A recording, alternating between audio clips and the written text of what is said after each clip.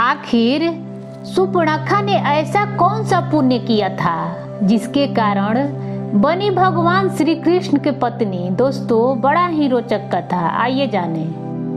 रावण की बहन सुपर्णखा बनी भगवान श्री कृष्ण के पत्नी। जी हाँ, ये कथा बहुत ही रोचक है। त्रेता युग से द्वापर युग तक की ये कथा बेहद दिलचस्प है। दोस्तों, आइए जानते हैं कि सुपर्णखा ने ऐसा क्या किया था जिसकी वजह से उसे भगवान श्री कृष्ण के अर्धांगिनी बनने का सौभाग्य प्राप्त हुआ।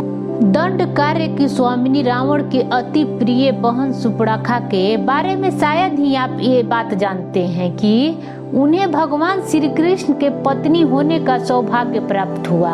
आम जन में सुपर्णखा की छवि एक राक्षसी की है, एक ऐसी स्त्री जिसने नक्कटी होने के बाद भी भगवान श्री राम और लक्ष्मण से बदला लेने की ठानी और युद्ध के लिए अपने भाई रावण को प्रेरित किया। अंत में अपने ही कुल के नाश का कारण भी बनी, लेकिन इसके सबके बावजूद भी भगवान श्री कृष्ण के पत्नी बनी और उसका उद्धार हुआ।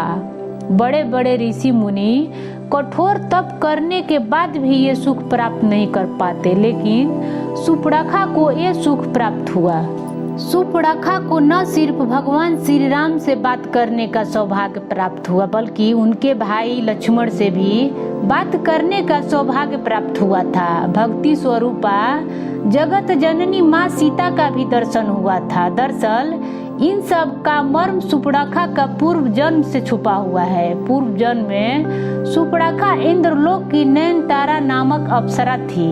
उर्वशी, रांभा, मेनका अप्सराओं में इनकी गिनती होती थी। कथा अनुसार इंद्र के दरबार में अप्सराओं का नृत्य चल रहा था। उस समय यह नयनतारा नृत्य करते समय आंखों से इशारा कर रही थी। यह देखते हुए इंद्र उस पे मोहित हो गए। तब से नयनतारा इंद्र की प्रेयसी बन गई। उस काल में पृथ्वी पर वज्रा नामक एक ऋषि घोर तपस्या कर रहे थे। इंद्र ने उस समय नयनतारा को ऋषि की तपस्या भंग करने हेतु पृथ्वी पर भेजा था, लेकिन वज्रा ऋषि के तपस्या भंग होने पर उन्होंने अप्सरा को राक्षसी होने का श्राप दे दिया।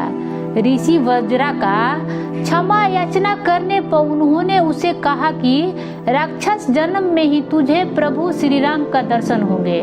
नयनतारा ने अपनी देह त्याग कर दी और सुपर्णखा राक्षसी के रूप में रावण के घर जन्म लिया। उसने मन में ठान ली थी कि वो प्रभु को प्राप्त करके रहेगी। यही उसने एक बड़ी गलती कर दी थी। उसने भगवान श्री राम को वन में देखते ही उन्हें पाने की इच्छा कर डाली। शास्त्रों में कहा गया है कि ब्रह्म को प्राप्त करने की एक प्रक्रिया होती है जो भक्ति और वैराग्य के सहारे ही संपूर्ण होता है। ऐसा नहीं किया। उसने भक्ति स्वरूपा सीता माता और वैरागी रूपी श्री लक्ष्मण जी के पास न जाकर सीधे ब्रह्मा को पाने की कोशिश की। वह सीधे श्री राम को प्राप्त कर भक्ति को ही अलग कर देना चाहती थी। इसके अलावा वैराग्य के आश्रय लेती तो प्रभु को प्राप्त कर सकती थी, किंतु उसने वैराग्य को नकार कर अहंकार में सीधे प्रभु को पाना उचित समझी और जाकर कहती है कि इस पृथ्वी पर तुम जैसे पुरुष नहीं और मेरी जैसी नारी नहीं, हमारा संजोग अजोड़ होगा। तब भगवान श्री राम कहते हैं, हे सुंदरी, मैं विवाहित हूँ और ये मेरी धर्म पत्नी सीता है। दोस्तों, अहंकार बस सुपर्णखा ने जगत जननी माँ जगदम्बा को खाने के बात कर। तब प्रभु श्री राम ने सुपर्णखा को उचित प्रक्रिया का ज्ञान कराने के लिए उसे बैरागी रूपी लक्ष्मण जी के पास भेजा, लेकिन बैरागी लक्ष्मण जी ने उसे पुनः प्रभु के पास भेज दिया। तब प्रभु ने कहा कि मैं तो भक्ति के बस में हूँ।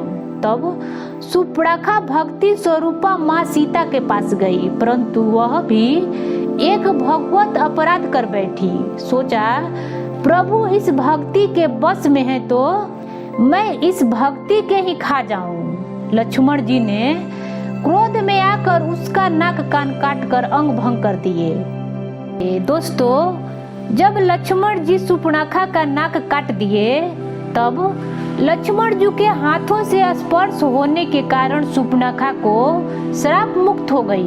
तब प्रभु श्री राम की सहायिका बनकर प्रभु श्री राम के हाथों खर दूषण, रावण, कुंभकर्ण, मेघनाथ आदि निशाचरों को मरवा दिया और प्रभु प्राप्ति के उचित प्रक्रिया अपनाने के लिए पुष्पकर्जी में चली गई और जल में खड़ी होकर भगवान शिव का आराध्य करने लगी। दोस्तों, करीब 10,000 वर्ष बाद भगवान शिव ने शूर्पणखा को दर्शन दिए और वरदान दिए कि 28वें द्वापर युग में जब भगवान श्री राम श्री कृष्ण अवतार लेंगे तब तुम कुब्जा के रूप में रहोगी, तुम्हें श्री कृष्ण से पति सुख की प्राप्ति होगी। दोस्तों, आप कृष्ण लीला तो देखे ही होंगे। जब भगवान श्री कृष्ण कंस को मारने के लिए मथुरा जाते हैं, उस समय भगवान श्री कृष्ण को रास्ते में एक कुबड़ी मिलती है जो चंदन का लेप लेकर कंस के महल में जाती है। तब भगवान श्री कृष्ण कहते हैं, हे सुंदरी, क्या मुझे लेप नहीं लगाओगी? तब वो कुबड़ी क्रोधित हो जाती है कि ये मेरा मजाक तो नहीं उड़ा रहे हैं ना। तब वो कहती है कि मैं सुंदरी कहाँ हूँ, तुम मेरा मजाक उड़ा रहे हो। तब भगवान श्री कृष्ण कहते हैं, हे सुंदरी, तुम सुंदरी हो तो सुंदरिये न कहें और क्या कहें। दोस्तों, तब भगवान श्री कृष्ण उसका हाथ पकड़ लेते हैं और उसे सीधे खड़ा कर देते हैं। तब वो अपने असली रूप में आ जाती है जो नयनतारा अप्सरा थी। ऐसा ही हुआ, शूर्पणखा को अंत में अप्सरा नयनतारा का मोहक रूप मिल गया। तब नयनतारा कुबड़ी कहती है, प्रभु, मैं आपको लेप लगाना चाहती हूँ। तब भगवान श्री कृष्ण ने उन्हें अपने अर्धांगिनी बना लेते हैं और अर्धांगिनी बनने का सौभाग्य प्राप्त करते हैं। तब वो नयनतारा ने भगवान श्री कृष्ण को पूरे शरीर लेप लगाती है। दोस्तों, ये कथा कैसा लगा? अगर कथा से जुड़े कुछ सवाल हो तो वीडियो के नीचे दिए गए कमेंट बॉक्स में बताएं और पसंद आए तो लाइक करें। मेरे चैनल को सब्सक्राइब करना न भूलें। धन्यवाद।